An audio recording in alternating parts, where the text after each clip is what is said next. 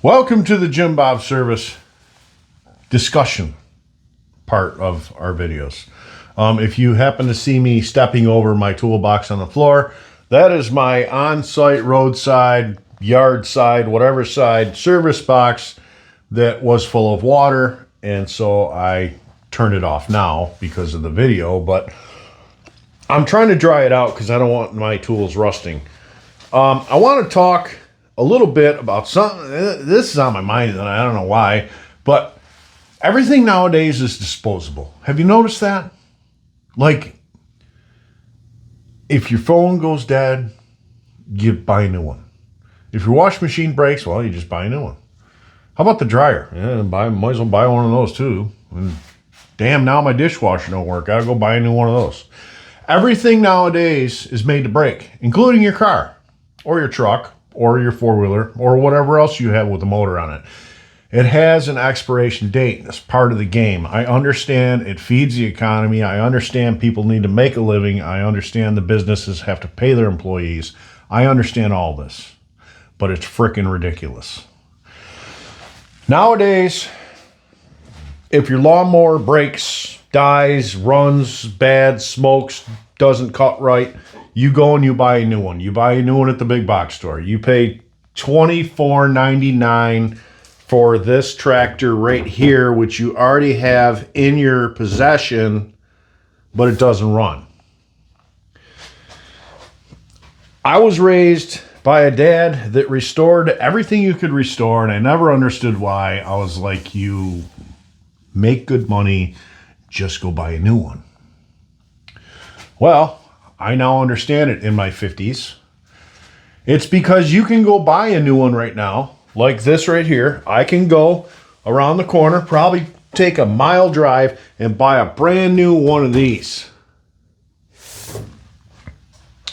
And it's going to last me as long as that one did. A, maybe you don't take care of your stuff. B, maybe you don't care and you got a lot of money. But I would rather fix this one and make this one look pretty again and have less into it, but get more out of it. Normally, when you put aftermarket parts, if you have a good person to put aftermarket parts on something, it's going to last longer than the original. I don't care what anybody says. I've seen it. I've seen it in all spectrums. Trucks, cars, mowers, wash machines, you name it. I've seen it all. Aftermarket, done right by a good guy that knows where to buy good parts, is going to last you longer. You say what you want, you're wrong. I'm right. So when you go to the dealership and you take said mower to the dealer and you go, it's smoking and it's making a knocking noise and it just doesn't run right. The first thing they're going to say to you is they're going to say, well, you need the new model. You need the new Ford Explorer. Or you need the new John Deere. Or you need the new washer. That's what's wrong. No, it's not. We're wasting a lot of stuff by throwing this thing out to buy a new one. Someone has to process this. This has to go to the junkyard. This has to be fiberglass separated from the steel separated from the rubber, and the rubber separated from the fluids inside it. Then it has to be recycled. Okay, so you go to the junkyard and you drop off your lawnmower and they give you $30 in weight and steel. Score, right? No, not really, because you probably could have fixed that lawnmower for $300 and made it better than a new one that you're going to pay $3,000 for. It's a twisty, turny road. But what I'm saying is, you don't have to buy a new one. You have to find a person that cares about your old machine that smokes and wants to fix it for you to save you some money. And as they're saving you some money, your neighbor with the new one might be going, oh, they can't afford a new one, so they had the old one fixed. Well, guess what, dumbass? My old one's going to last longer than your new one, okay? That's the way it works.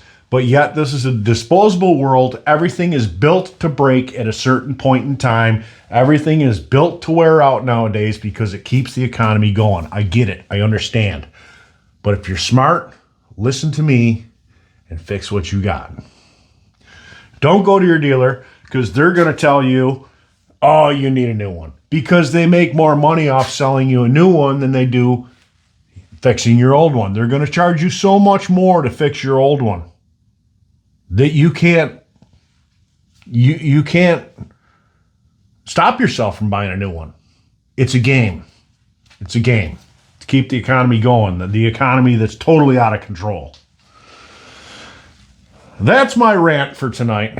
I just want to talk about that. So that's why I pick up the old tractors that I find in fields, behind barns, in barns, under barns, on top of barns, all over the place. And I make them good again. I make them new. They're not perfect. They're not mint. But they're going to run for a long time. And they're going to do the job you need it to do. And it's going to do it nice. All right? So find yourself a good mechanic. A good small engine guy. Such as me. And there's a lot of me. I'm not just boasting me. There's a lot of me out there that you don't know about. Ask around, word of mouth. They don't have money to advertise. They don't have money to be on TV, radio, commercials, whatever else, talk shows. They're out there. Find them. The dealers, I get it. They're a dealer. If I had the chance to be a dealer, I'd probably want to sell you a tractor too. But not as much as most of them do now. I'd probably help you out instead of hurt you. But anyway, that's my rant for tonight. Think about it. Let me know what you think. Thanks for watching. We'll see you.